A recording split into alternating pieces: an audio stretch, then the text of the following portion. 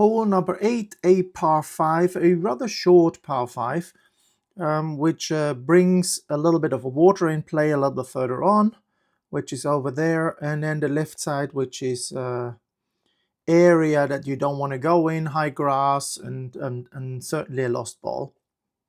They call it now native area.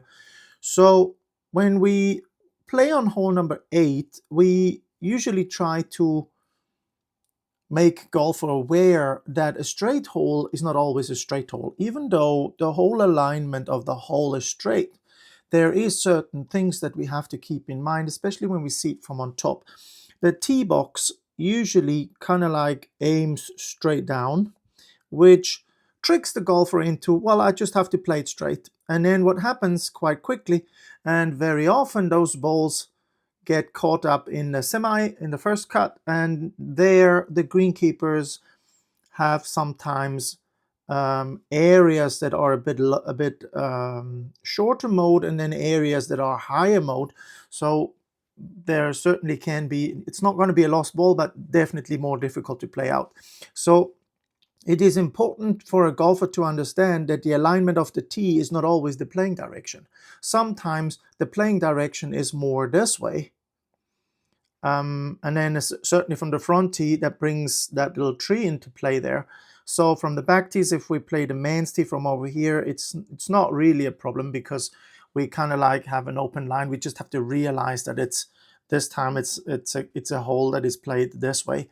So there is certain things that from the tee box have important certain information, and we discuss it with the pupils so they learn in which situation can I just ignore one side or the other, and in which situation I have to be careful, because there has to be a bit of a zigzag to be played to get around trouble. So that's why a straight hole is not always a straight hole. Then long fairway shots, yes, but at what risk? So every time we're on the fairway, then there is usually big wide areas, big wide landing areas, which then trick the golfer into, oh, big wide landing area, okay, I just continue with a long club. But the long club is not always the right club. We have a water hazard on this side, penalty area. So the golfer has to decide, how do I come from an area that when I land my ball somewhere in here, how do I continue now? Because it literally gets more narrow. The fairway here becomes so narrow, and on the left side is a lost ball. In the front of the left is a lost ball, and on the high side, on the right side, you can't see that now. This is quite often a lost ball as well, because it's high mode rough. You can't really see it because when you're standing here, you have a bunker, which is actually covering up all the grass behind, and that's where the high stuff is. So when golfers are on the tee box, they don't really recognize this as a difficult hole. They recognize it as a short par 5. Oh, I can smack it twice and maybe make a birdie. And that's where trouble then usually comes from. So we'd have to decide, how do we get from the red zone here, from the landing zone, how do we get into the next zone, and which one is the next zone? Is the next zone this? Or is the next zone this? I hope not. Or is the next zone this? Well, that always depends on the level.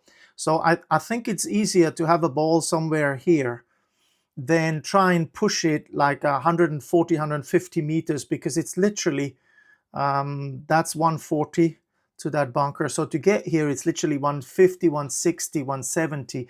Better players, that shouldn't be a problem to hit a hybrid over into that area, or even a fairway wood from the 200 and then getting it close. But if you have higher handicappers that usually lose balls in situations like that, that's when we have to be really careful. So planning your hole with the distances and how long the club can be maximum to actually place the ball in what, a 30-meter wide fairway, and that has to be a short. That has to work. So there is a lot of strategy going on, and obviously also when we hit balls out of the bunker, the fairway bunker, which in this side is, or here is this one, it has a bit of a higher lip, and we have to be careful not hitting the lip, so the club choice has to be careful. And then also, if we're in there, we have to make sure we have around, what, 110 meter up to the water hazard.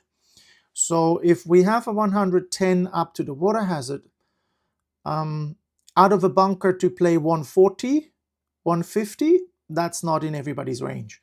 So that's why, I mean, you cannot always hit the longest club out of the bunker. You sometimes have to lay it up. And when you have to lay it up, it's run out rules in play again.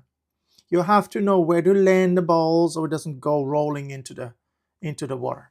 Okay, so some strategies here to think about. Pitching control distance. That's something that we kind of like do on every green or every hole. On the practice area, what we do is quite often we have on the driving range, we have poles that are aligned 10 meters from each. So, and with these poles, we can literally practice 30 meters, 40 meters, 50, 60, that's 70, 80, and 90 meters. So we literally practice what club to hit onto what distance. So there is a goal that we practice on the range. So when we come out on the golf course, we do have a solution for distance control. So it's not just, oh, I just hit a full wedge and then it'll go where it'll go. The same thing with low pitch shots. So whenever we have situations that we are around the green, we also not just try to hit normal pitch shots. I also emphasis to or help golfers to see different ball flights. So sometimes it's a high, sometimes it's a middle, sometimes it's a low shot. It definitely depends on what level you are.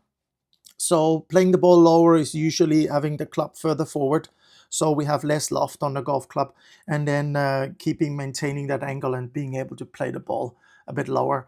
Also, sometimes it's okay to take a 9-iron and pitch it in with a lower club. It depends on what kind of turf we encounter in front of the green. If the area in front of the green is hard and mowed, then that's definitely an option. If it's wet, like sometimes in winter, that's not really always an option. Putts over slopey greens, just the typical putts that we play with pupils. Then putts from fringe and even fairways. We do encourage golfer to try out different things in this area. So whatever flag position there is, there can be different flag position. We set a water bottle, and then golfers can try 2-3 balls to this one, 2-3 balls to this one, 2-3 balls to this one. We discuss what we have done and we try and improve it. So this is not just literally playing, it's literally practicing on the golf course. That's what makes our courses so unique, because we can go out, we can practice on the golf course, and we can understand how a situation works and make it a habit. So when we get up in these situations, it's not a lot of thinking anymore. It's more reacting, and we know what we have to do. How to deal with bad shots, that's definitely one thing that we have to kind of like always talk about. So the mental side comes into play as well. Then one thing that we see quite often, sometimes people play with wide range balls and they don't realize it's a range ball. So the difference between a range ball and a normal ball is there is usually a number on a normal ball. On a range ball, there's usually no number. So whenever you encounter a golf ball with no number, then it either has a range written on it, or it has, in our case, it's practicas, or driving range, or whatever it might be. In each golf course might be a little different. But the biggest difference is a range ball doesn't have a number, and a golf course ball has always a number on it, because we have to know, is it my ball or is it your ball? So that's always a good distinction to know. And then, should you choose to come and visit us, I think some hotels are better than others, not just from quality-wise, but definitely the position and where they are. So there is going to be some really, really nice views on some hotels, some sea views that you definitely can't find if you're staying somewhere inside in some of the village hotels. You don't get that.